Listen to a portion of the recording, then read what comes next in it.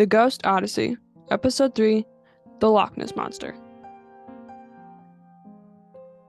Good morning, Redcoast. This is Avery Burns on East Coast News. Today, on the news, chaos.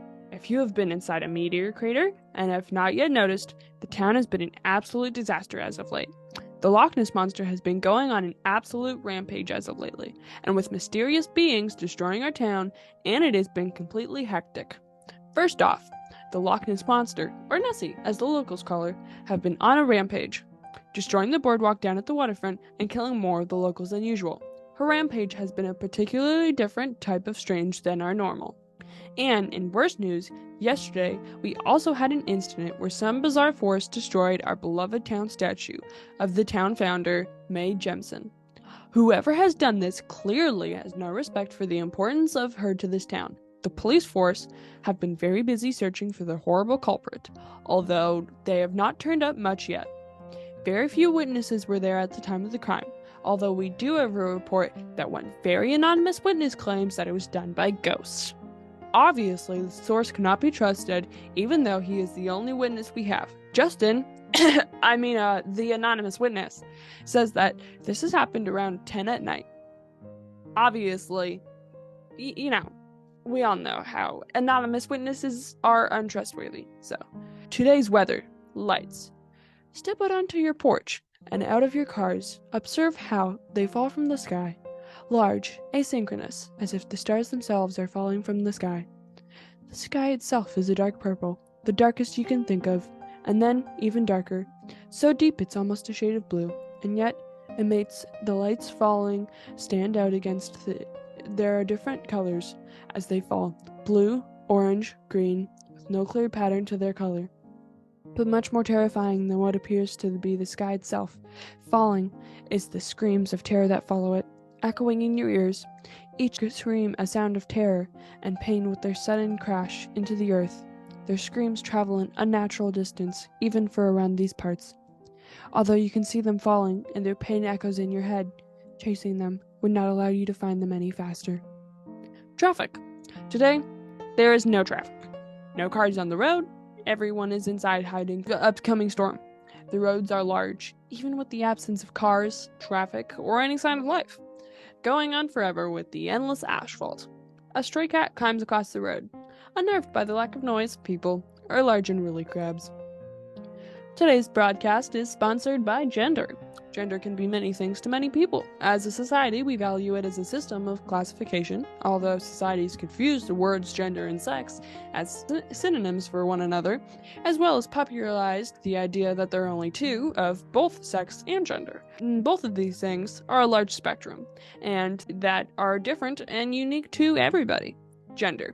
It's larger than you think. Now for an update in the Loch Ness Monster story. It seems that she has been on a massive rampage, and the boardwalk has been destroyed in the process. Finishing with that, she has also destroyed the coffee shop Electric Caffeine, near the dock as well.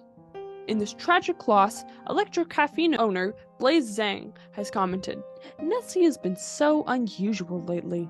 Her use of violence is typically limited to our norm that has been so used to, but she is breaking her typical status of violence.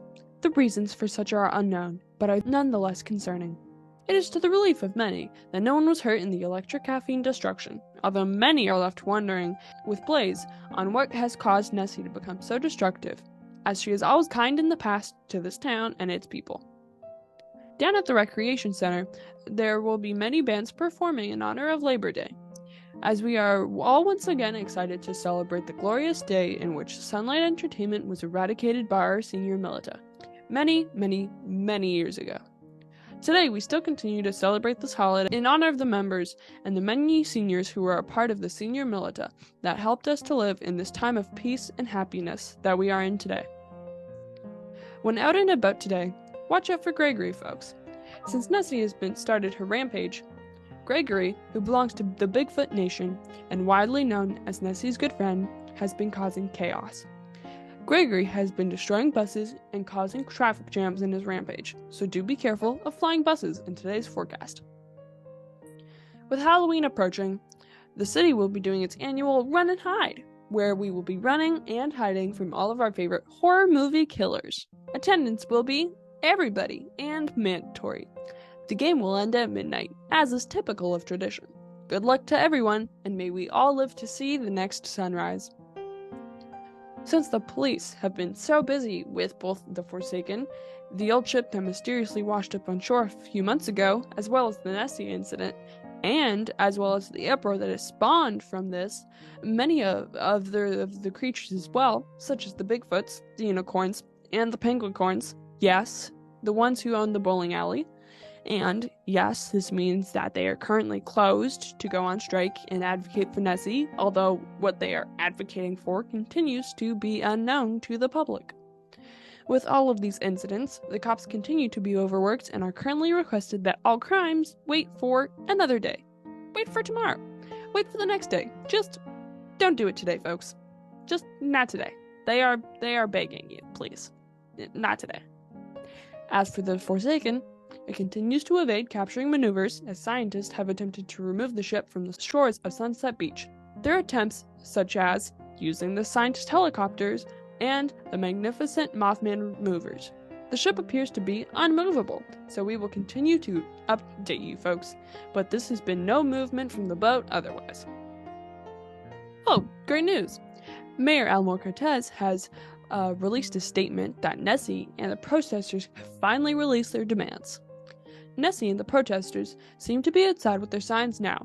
It appears that their signs are saying, "Terminate oil use." This actually makes sense, folks. And if you've been currently keeping up with the news, you would understand. Currently, the corporation Rose Corp is under investigation over rumors that their oil is polluting the water. Although the investigation should have taken several more weeks, I imagine their protest by the creatures of Redcoast would have sped that up exponentially.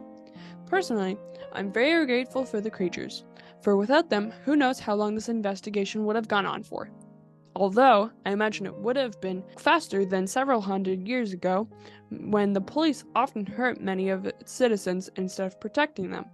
I was there, and trust me, it was a terrible time. Be appreciative of the world that you have today, kids. You may not remember what we used to live in, but this is why history is important. It's important to be knowledgeable about our past in order to continue to improve the world we live in today. The CEO of Rose Corp has come out with a statement about their company, that Z is sincerely sorry about the suffering that Nessie and the creatures of Redcoast have gone through, and that Z apologizes for any part that their company may have had in that.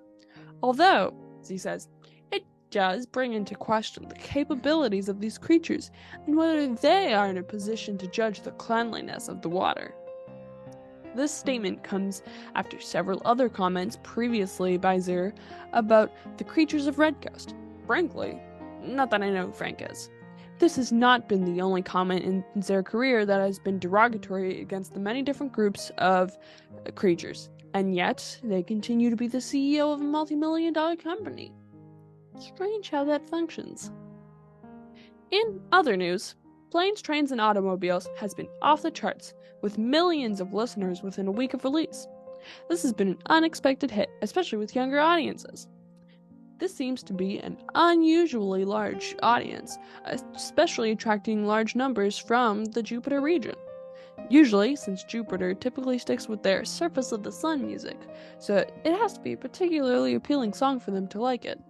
If any Jovians would like to talk about why Planes, Trains, and Automobiles is their favorite song to listen to at the moment, feel free to call in. Pick up your phone. Don't press any buttons. Just listen. Listen closely. Can you hear the phone ringing? That's us. Pick up. We are dialing you. Speaking of media, movie director Obama has just released a new film, Single Ladies.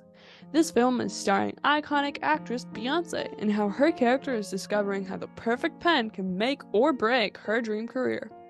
This film has been getting 5-star ratings from viewers. The San Francisco Hour says that this film is an iconic masterpiece and the greatest movie from Obama yet. It seems that is all the time we have for today, folks. Thanks for listening to East Coast News, and stay in tune for more. This is Avery Burns, signing off. See you next week, folks.